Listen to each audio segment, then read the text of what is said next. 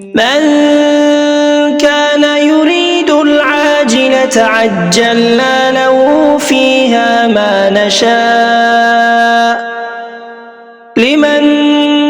نريد ثم جعلنا له جهنم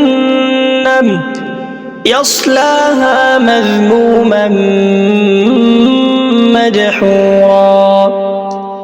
ومن أراد الآخرة وسعى لها سعيها وهو مؤمن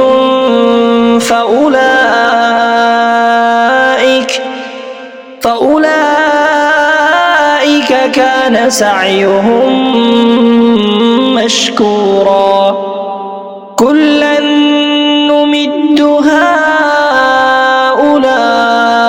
وهؤلاء من عطاء ربك وما كان عطاء ربك محظورا انظر كيف فضلنا بعضهم على بعض وللآخرة أكبر درجات وأكبر تفضيلا لا تجعل مع الله إلها آخر فتقعد مذموما مخذولا وقضى ربك ألا تعبدوا